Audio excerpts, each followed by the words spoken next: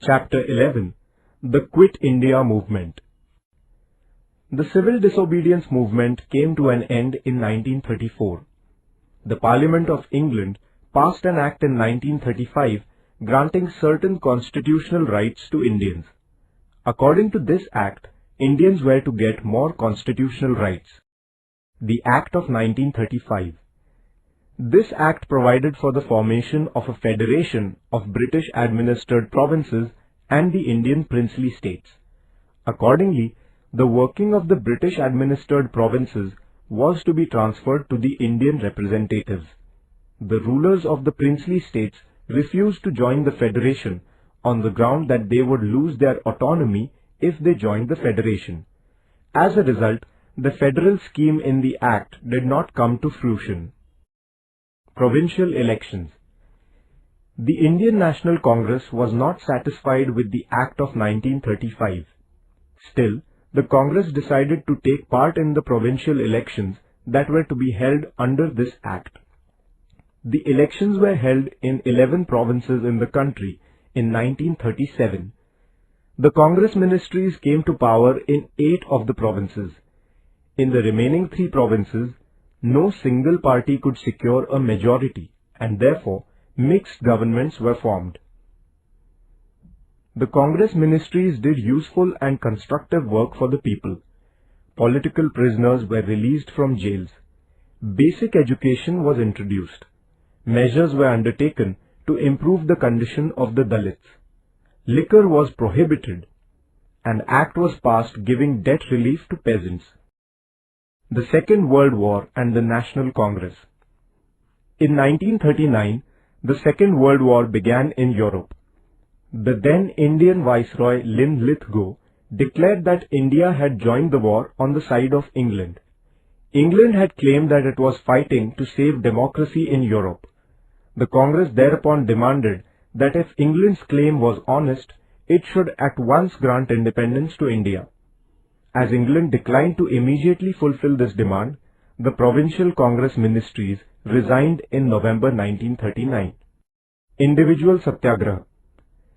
As it became evident that the British government was constantly ignoring their demands, the Congress decided to start an anti-war propaganda.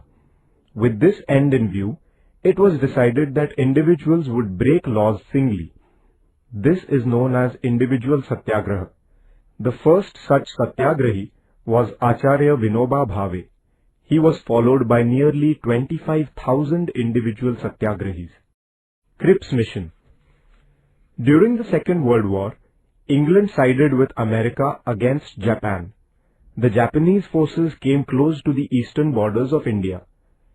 England then found the cooperation of the Indians indispensable in order to resist Japan, in case it invaded India. Therefore, the British Prime Minister Churchill sent Sir Stafford Cripps to India. Cripps came to India in March 1942. He placed certain proposals about India before the Indians. These proposals did not satisfy any political party in India. There was no clear mention of the demand for complete independence in these proposals. The Congress, therefore, rejected them. The Cripps plan did not include the creation of Pakistan. Therefore, the Muslim League also turned down the plan. Quit India Movement. After the Cripps mission, the Congress firmly resolved to intensify the movement for freedom. The Working Committee of the Congress passed a resolution on 14 July 1942 at Wardha. The resolution demanded that the British rule in India be ended immediately, giving India independence. A warning was also issued that if the demand was not met with, the Congress would launch a non-violent struggle for India's independence. Quit India Resolution. A session of the Congress began at the Gowalia Tank, Kranti Maidan, in Mumbai on 7th August 1942. Maulana Abul Kalam Azad was the president of the session. The resolution of the Congress Working Committee passed at Wardha that the British should leave India was to be finally approved in the Mumbai session. This Quit India resolution moved by Pandit Jawaharlal Nehru on the 8th August was passed with an overwhelming majority. It was also decided to start a nationwide non-violent movement under the leadership of Mahatma Gandhi. Gandhiji said, "Every one of you should, from this moment onwards, consider yourself a free man or woman. The mantra is, do or die. We shall either free India or die in the attempt." Gandhiji thus made a stirring appeal to the people to be ready to sacrifice even their lives to free their country. The people's movement begins. The British government tried to crush the movement before it started. On the morning of 9th August, prominent leaders like Gandhiji, Maulana Azad, Jawaharlal Nehru, Vallabhbhai Patel, etc. were arrested.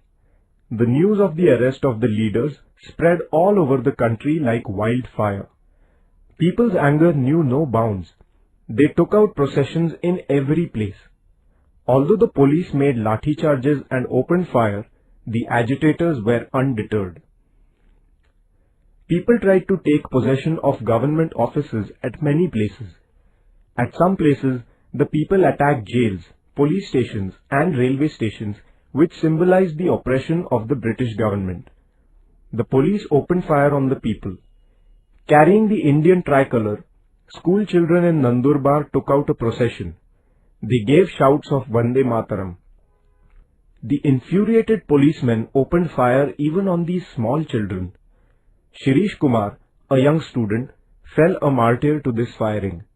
In Maharashtra, the young and the old alike struggled with great tenacity and courage.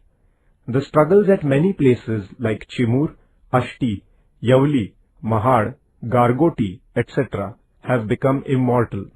Underground movement. Towards the end of 1942, people's movement took a new turn. Its leadership passed into the hands of young socialist leaders who had gone underground.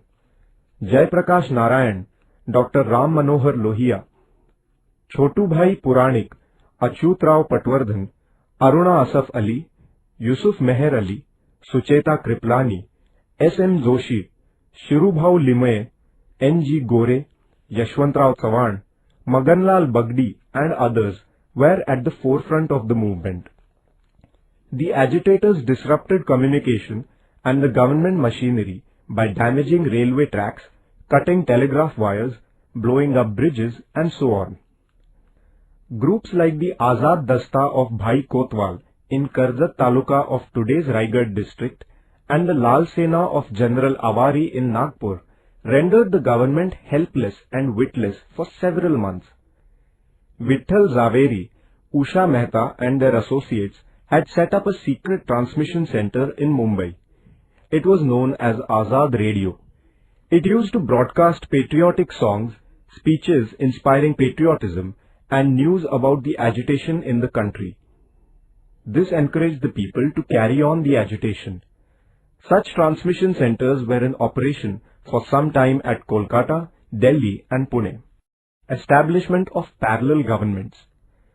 People drove away the British officers from the districts of Midnapur in Bengal, Balia and Azamgarh in Uttar Pradesh, and Bhagalpur and Purnia in Bihar, and then established parallel governments there. Kranti Singh Nana Patil established a parallel government in the district of Satara. He was a source of inspiration for the people.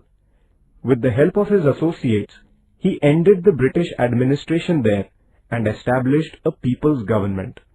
This government looked after such works as collecting taxes, maintaining law and order, punishing the criminals and so on. This government appointed people's courts which dispensed justice. The people too accepted the verdicts of these courts.